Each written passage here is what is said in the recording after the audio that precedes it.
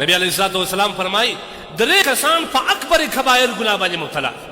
اکبر کبایر دې ته وایي چې در دې نه غټه ګناه نشته. در شراب غټه ګناه، در زنا غټه ګناه، در سود غټه ګناه، او په دنیا کې چې څه کبیره ګناه ده هغه غټه ګناه اول دا دی چې د چا نه مور و پلار راباسي. دا در شرابي غټ ګناهګار دی، دا در زاني غټ ګناهګار دی، او الله وایي دا زه جنت ته نه داخلوم. نبی علیه السلام وایي تباه دې وي، هلاک دې وي، الله دا شرار راستولی. کوم بدبخته چې د چا په زندګي کې مور او پلار سپین ږیري سول او د ده د عزت وخت رالی، مور او پلار د ده نه ناراض دی، تباه دې وي، هلاک دې وي دغه کس، او الله به تباه کوي. نن مور او پلار د خپل بچیانو سره په داسې سرو اوښکو باندې ناست. لیکن دا واورئ، ما درته وویل چې د دې سزا به دی په دنیا کې وي، د دې سزا به ویني. د ده اولاد به ده چې د پلار سره څه کړي، ده خو په مزدور ورته ویلي، د ده اولاد به د خپل پلار ته په لیوني وایي. وا به دا تاریخ دی، په دې کې څه پټ نشته که نه. دا واوره هغه سپین ږیري پلار، الله وایي ان الجنة تحت اقدام الامهات، جنت ته دې سپېرو پښو لاندې دی. ډېرې مزغله جنت ته دې سپېرو پښو لاندې. هغه یو شیخ مبارک راځي، غټ محدث و، ډېرې شاګردان یې درلوده. د ده دا نن زمانه کې خو ځوانان په دې شرمېږي چې د مور پلار پسې کښې کار. واورې نبي علیه السلام فرمایي یو روایت کې ستا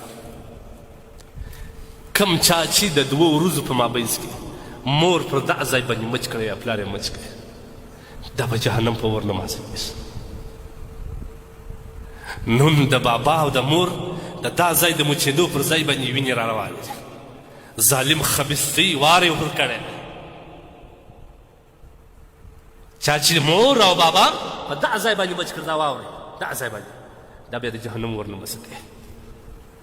او چا چې یو دید د رحمت خو خپل مور ته واړوي، داسې څومره ښایسته یې زما مور، په غېږ کې ونیول، پر دا تندي مچ کړ، د یوه حج او د عمرې مقبل ثواب الله ورکړي. افسوس دې پر هغه کسان وي چې مور پلار د ده نه کړلي او پریشانه کړلي. هغه خو سمایه ولاړه، حجونه عمرې ولاړه، هغه ځوانان به یې نه راشي.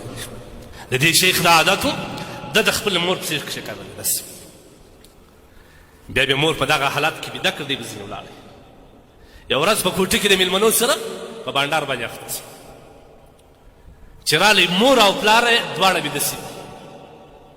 یوې کتل چې خدای نن خو د خدمت څخه محرومه شو، زه به څه کوم. د مور پسې یې داسې راوتلې وې سپېرې، لکه دا زموږ ستاسو منډې او پلرونه. دا سپېرو پښو قدر وکړئ، د دې قدر وکړئ، د دې لاندې جنت پروت دی. قسم دې مې په خدای که به شي پروت دی. دا د الله د رسول وینا ده، تحت اقدام الامهات، د مور د پښو لاندې جنت دی. وایي د مور پښې ډېرې سپېرې وې، ده ویل چې اوس یې کښې کاږمه را کښېني، دا ژېره را واخېسته، پر دې پښو یې داسې ونیول، پښې ورسه پاکه ولاړه، بیده شو. سهار چې درس ته رالی سبق شروع کوي، یو طالب العلم ولاړ شو. پخوا وخت کې طالب العلمان هم داسې طالبان نه وو لکه دا اوس. هغوی ډېر بزرګان وو، هغوی ډېر تقوا درلوده. یو طالب العلم ولاړ شو، ژاړي، داسې په کټ کټ باندې ژاړي. استاذ محترم یوه خبره وکړم، ورته یې وایي ماښام ما عجیبه به خوب لیدلی. هغه وایي څنګه دی؟ وایي په داسې باغاتو، بنګلو، حوزو کې ګرځېدلې چې ما در ننه پورې نه وه لیدلې. د استاد سترګو اوښکې تېز چې دا خو د مور د پښو لاندې باغونه دي.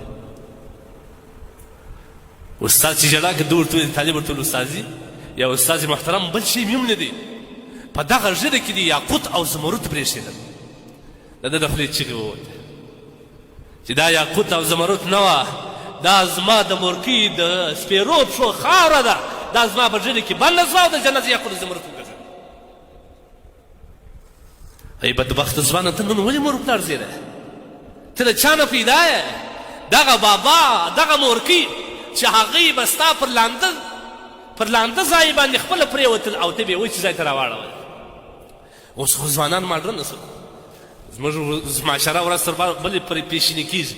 په خارج مملکتو کې د هغه د وخت تېر سپین ږیري د 50-60 کاله چې واوړي، د دې دپاره یو هاوس جوړ کړی دی، بیا یې حکومت پالنه کوي. زوی ته وایي ته ځان په ټینشن کې مه اچو، ته خپل کاروبار کوه، دې زه ساتم.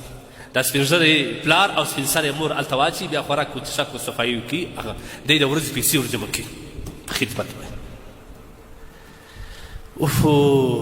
د مور و پلار په خدمت باندې نبي علیه صلات وسلام صحابي ته وایي یو صحابي خط ورته راسي یا رسول الله ستا د لیدو ارمان لرم چا چې نبي علیه السلام په سترګو ولیدی هغه الله وایي رضی الله عنهم ورضوا عنه دا رسول الله صحابي دی ډېره غټه مرتبه وایي ای د الله رسوله ته ژوندی زم ژوندی یم درځم ستا دیدار کوم چې صحابي سم خو یو اړخ ته زما یو سپین سرې مور ده زما یو سپین سرې مور کوي ده هغه خدمت کوم که ولاړ سم هغه به دغسې پاسي د الله رسول صلی الله علیه وسلم وایي زما دیدار ته مه راځه د هغې خدمت وکړه بیا عمر رضی الله عنه وصیت کوي زما نه وروسته یو کس دلته د عمرې یا د حج دپاره راځي فلانکی نوم یې دی د فلانکي علاقې څخه دی د فلانکي خاندان څخه دی که رالي دعا ځینې وغواړلی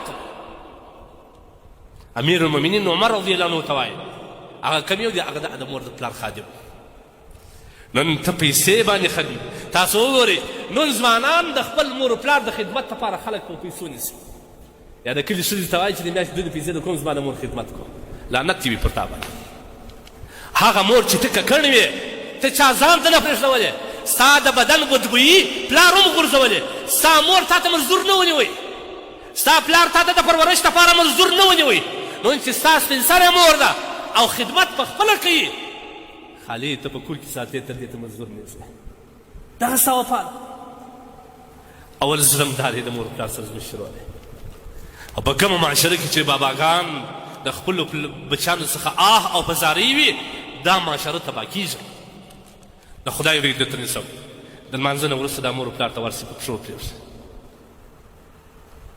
د دې نه یې معافي وغواړئ دا ډېره لویه هستي ده